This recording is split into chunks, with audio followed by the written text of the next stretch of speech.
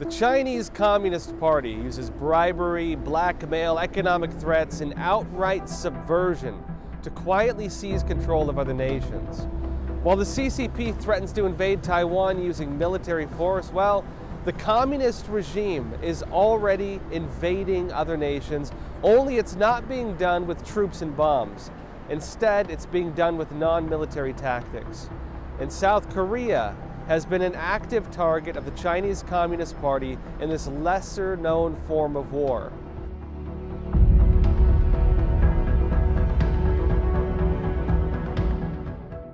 Now, last time we were in Seoul, we exposed how the Chinese Communist Party is using tactics including culture warfare, political warfare, and other things against the country.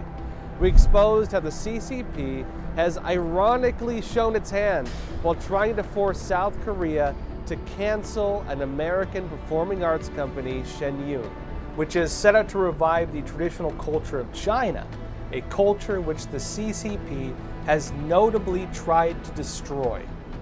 And for this special episode, we wanted to give a follow-up on some of the key developments since our investigations a few weeks ago, and also delve deeper into issues at work behind the scenes.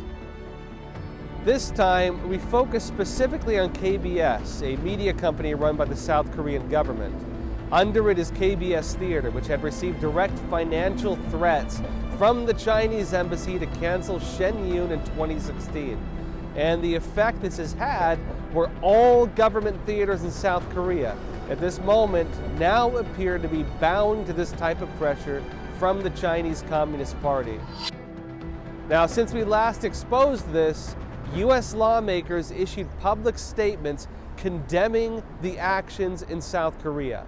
We should all be working together to oppose the Chinese Communist Party at every single level. The thing they fear the most is their own people's freedom. The U.S. State Department publicly condemned this form of economic threat from the CCP. South Korea is a key U.S. security ally, and the State Department has been very clear in raising concerns over China's human rights practices as well as its economic coercion toward other countries. So the State Department has also in 3 different human rights and religious freedom reports highlighted a particular issue in which the Chinese embassy in South Korea has been using its economic leverage to pressure theaters in South Korea to try to block performances by an American company, Shenyun Performing Arts. So it's an American arts company whose classical Chinese dance shows have been banned in China because they include pieces portraying human rights persecution in China. So my question is, does it remain a concern by the State Department that in such incidents like this, China is using its economic pressure to influence the freedom of expression in an ally country? Broadly, I would say it, of course, continues to remain of concern. The PRC has a very clear track record of using economic coercion and otherwise in a wide array of countries, not just necessarily the ROK. But this is, of course, something that we're going to continue to address in close partnership with the ROK, with Japan, with other countries in the Indo-Pacific as well. Now, we were told by a counter-spy whistleblower last time that South Korean police and intelligence services were being restricted from targeting Chinese espionage. It appears that this policy was a remnant from previous administrations, and interestingly, suddenly something may have changed. The head of South Korea's equivalent to the CIA and FBI, it's the NIS, the head suddenly resigned, along with 2 of his deputies. No reason was given, although it may be a reshuffling taking place under President Yoon, who took power last year. And also around the same time, South Korean intelligence services broke a trend of not targeting Chinese espionage. And suddenly, they went after 38 Chinese propaganda networks operating in South Korea. Also, the CEO of KBS was just recently pushed out, and a new CEO, Park Min, was appointed. Now, he apologized that KBS had become politically biased, and he promised to change this. 공영방송으로서 핵심 가치인 공정성을 훼손해 국민의 신뢰를 잃어버린 상황에 깊은 유감을 표하며 국민 여러분께 정중히 사과드립니다. And we've since discovered some key issues with KBS. threats from China, subversion from North Korea, with ties to unions notably, and also alleged political persecution even within the company.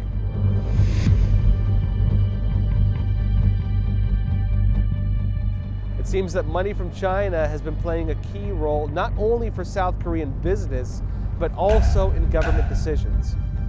Sources we spoke with said the problem runs deep. You were the lawyer in the case against KBS representing Shen Yun. One of the things that came out was this letter from the Chinese consulate threatening KBS financially. Is this normal in Korea? Was this uncommon? 션윈과 KBS 사건의 그 배후에는 중국 공산당의 주한 그 보통 대사관 공문을 대사관 명의로 발송하는 것이 통상적인 그 사례인데 3등서 기관이라고 하는 사람이 KBS에 공문을 보냈고 KBS가 개관 계약을 취소한 것은 사실은 중국 공산당이 한국의 그 자국의 대사관을 이용해서 압박을 한 면도 있었습니다만은 KBS 경영진 자체가 그 당시에 이미 중국 공산당에게 조금 뭐라 그럴까 저자세로 임하는 그 당시 정권 분위기가 그랬습니다. 대한민국의 정권 자체가 중국에 그렇게 어떤 뭐 당당하게 권리를 주장하거나 어떤 뭐 할 말을 한다거나 이런 형편이 못 됐고. Is economic pressure from the Chinese embassy like this? Is that a normal thing here? 그런 케이스는 아주 드문 일입니다. 뭐 나는 오랫동안 KBS에 있었지만 그런 경우를 당해본 적이 내 기억에는 없는 것 같아요. 그때가 지금 생각해보니까 내가 이제 KBS를 떠난 뒤의 일이라서 잘 내용은 모르지만 그때가 이제 한국에 사드를 배치하려는 그런 움직임이 이제 한국과 미국 정부 사이에 얘기가 오가고 있었는데 그때 중국이 굉장히 심하게 반발을 했거든요. 그 시점하고 그 셴낸 시점이 맞물려 있더라고요. 그래서 중국의 압력이 뭐 굉장히 강하게 들어왔겠구나 하는 짐작은 합니다. 중국은 어떤 문제든지 자기들이 원하거나 아니면 곤란하거나 그런 경우에 이런 방식의 압력을 계속 사용을 할 겁니다.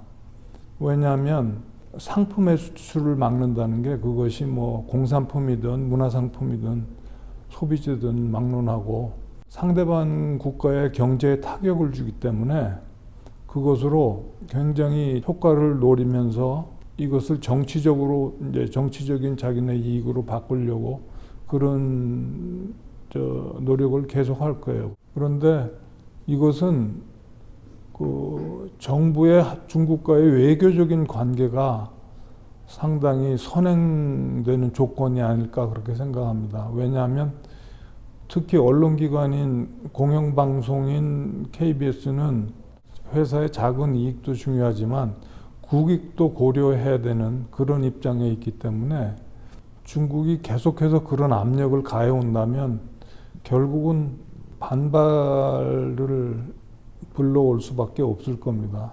The influence of China over Korea is very big. It's bigger than what you think. Influence, economic influence, political influence. For a long time, Korea was infiltrated by Chinese influence in many ways. To control Korea easily when, well, it's possible that South Korea could be very pro-Chinese country because some regimes, some governments were extremely pro-China. And our Speaker of the House gave a present to your Speaker of the House, Nancy Pelosi, calligraphy, and it means our loyalty is to China. Oh, no. Yeah, he gave it to as a present to Nancy Pelosi, saying, "We like China more than we like you." And he gave it to Nancy Pelosi. Nancy Pelosi, but Nancy Pelosi did not know what he meant. Oh, thank you very much. And then I'm sure they realized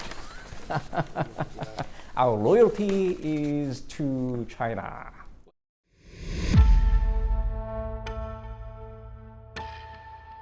Some of the issues of KBS also tie to trends of the last administration under President Moon. That's in the opposite party from the current President Yoon.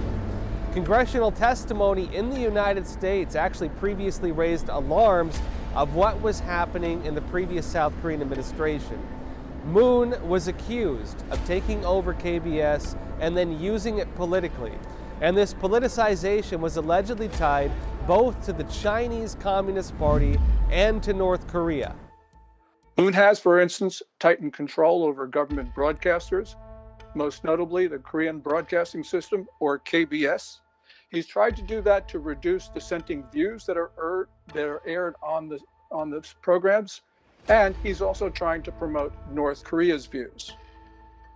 Soon after his election, Moon used his power to pressure members of the board of KBS, whom he did not like. Part of this reign of terror is that North Korean thugs have been allowed free rein in South Korea to terrorize people. In short, opposition in South Korea has, in the words of Lawrence Peck, been persecuted, prosecuted, pressured, censored, and harassed. We're told some of these problems still exist. A new CEO of KBS was recently appointed, and one of the first statements he made was that he apologized for some of the political bias that had found its way into KBS and suggested that maybe he would change this. KBS의 상황은 지난 5년 동안 좌파 정권 집권 시기에 좌경화된 세력이 방송을 장악을 했어요. 주로 이제 노조 출신들인데 그래서 상당한 그런 특히 정치적인 이슈에 관해서 편향성을 보였죠. 그 결과는 그 시청자들, 국민들이 외면을 한 겁니다. KBS를. 그것에 대한 이제 반성, 그리고 공영방송이라는 공영방송의 정신, 정치적으로 공정하고 불편부당하게 보도를 해야 되고 프로그램을 제작을 해야 된다는 그런 정신을 회복하겠다는 그런 의지를 보인 것이 아닌가 이렇게 생각합니다. I was a board member of KBS, the biggest television station in Korea, public station, and they wanted me to get out of the board, the KBS board. If I resign, the new government could change the CEO of the KBS and make their own people as CEO and important positions in KBS. And it was backed by the Democratic Labor Union, we call it, very radical for North Korean labor union. So combination of the political power of the Moon government and the social power of the Democratic Labor Union, they united to move me out of KBS. So I protested, and I got all kinds of hardships. For the last 6 years, the KBS was not a public broadcasting, it's a factional, very polarized broadcasting, biased and prejudiced, pro-Chinese, pro-Moon government, and anti-opposition party, and they were criticizing people who dissent with the Moon government.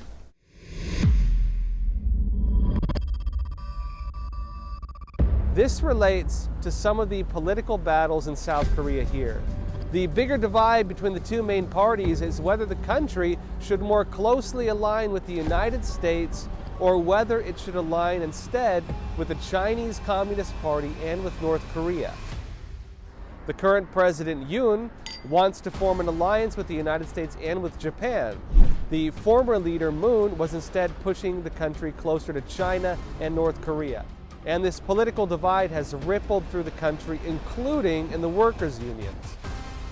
In March, 4 high-level officials in the Korean Confederation of Trade Unions were arrested under charges that they had been working with North Korean spies. Can you explain to me some of the issues you saw with the current leaders, the ones that were just pushed out, the leadership of KBS? Were they really pro-CCP, pro-China? Of course, pro-North Korea especially, because it's actually run by radical pro-communist labor union, which was infiltrated by North Korea. KBS didn't televise on that incident. Actually, all public televisions in Korea were run by, and still run by, the labor union. We called it Democratic Labor Union, but it's not democratic at all. Do they still have this control or this influence? Yes. For example, more than 50% of the KBS people belong to the union. It's more than half. 70 or 80% of NBC belong to the labor union. It's outside labor union, not inside. And EBS, educational broadcasting station, is more than 85% of the workers of EBS belong to the labor union.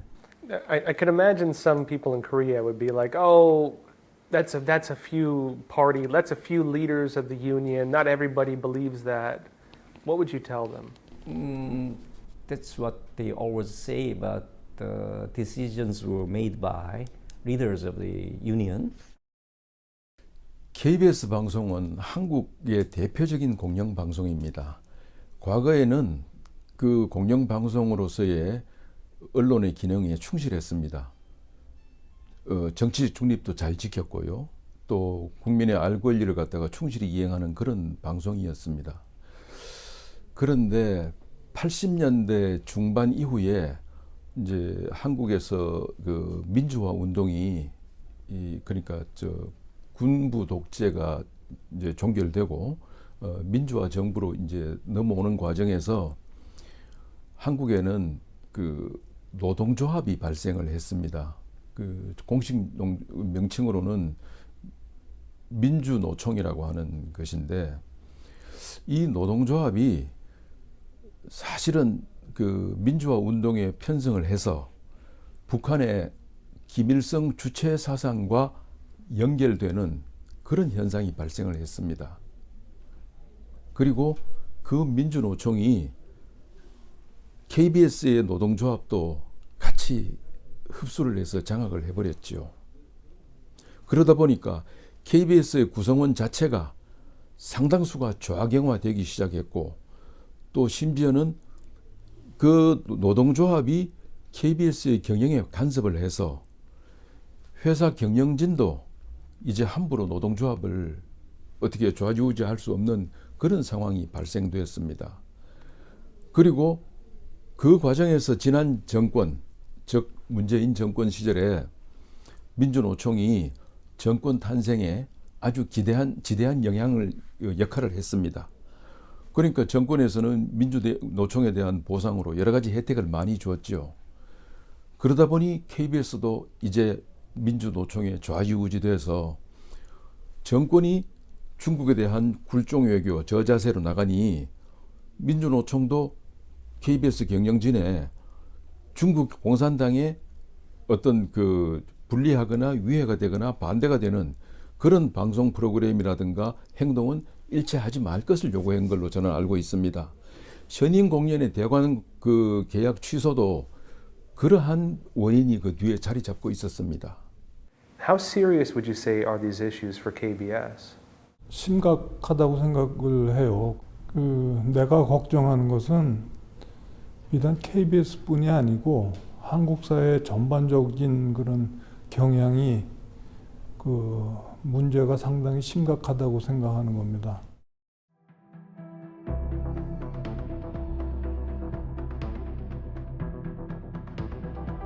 As of now, Shen Yun is still being blocked from performing in South Korea. It appears the reason behind this is not just about CCP pressure on Shen Yun itself, but instead about CCP pressure and subversion in South Korea as a whole.